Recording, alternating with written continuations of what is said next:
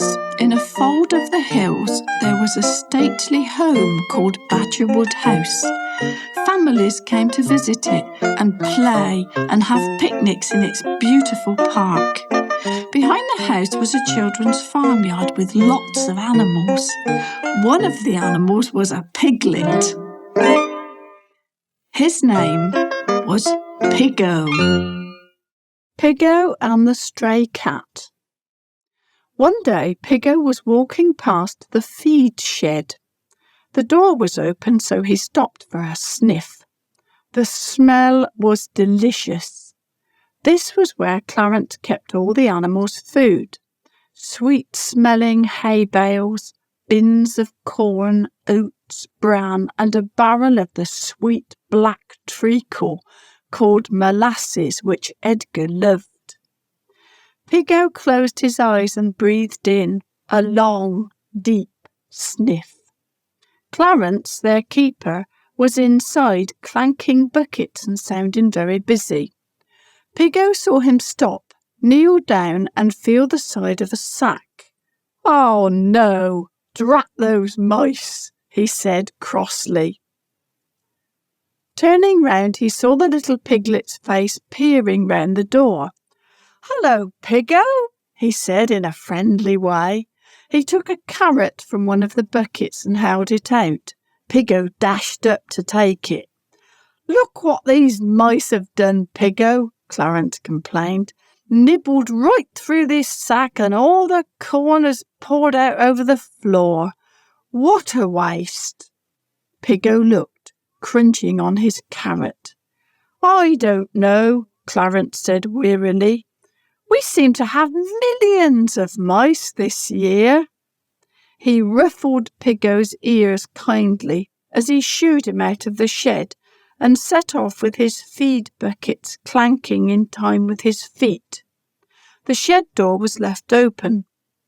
Piggo wondered what to do next. He decided to find his friend Jacob, the spotty lamb. Off he set along the path, past an empty rabbit hutch on the grass. Then he stopped. He could hear a voice. "Hello?" it said weakly. "Hello? Who is it?" Piggo replied. "Over here," said a small voice. It came from behind the rabbit hutch. Piggo hurried over to look. He stopped dead at what he saw. It was a cat. A poor, thin, stray cat. Once her fur had been glossy black, but now it was dull and dirty. Big patches of fur were gone where the poor animal had scratched at her shabby, itchy coat. She was half hidden in the grass, staring out at Piggo with big, frightened eyes. "Could you help me, please?" she asked. "Yes," nodded Piggo. "I will. What's wrong?" "I'm so tired. I've walked a long, long way, and I don't feel very well." "What's your name?" asked Piggo. "I haven't got one," the little cat replied sadly. "No name? Where's your home?" "I haven't got one," she said again. "No home?" Piggo was horrified. "Well, I did have one," she went on. "I was given to a little boy for his birthday, but he didn't like having to look after me. Everybody forgot about me. I've been looking for a new home." "Where?" Piggo asked. "Everywhere, but I couldn't find one." "But what did you eat?" Piggo wanted to know. "Oh, things round dustbins mostly." "What can I do to help?" said Piggo. "Oh, is there somewhere warm where I could rest?" asked the little cat. "I am so tired." Piggo thought straight away of the warm, sweet-smelling feed shed just around the corner. He hoped the door was still open. "Yes, there is. Come with me," he said. He led her along the path into the feed shed and up onto the warm hay. "You sleep here, it's lovely," Piggo told her. The hay was soft and cosy. She nestled down and her poor thin face looked very happy.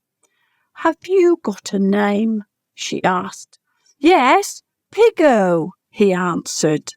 "Thank you, Piggo," she said. Then her eyes closed and she was fast asleep. Piggo stayed away until the evening so that she could have a long, deep sleep.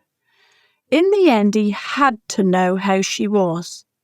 Very quietly, he crept into the feed shed and ventured up onto the hay.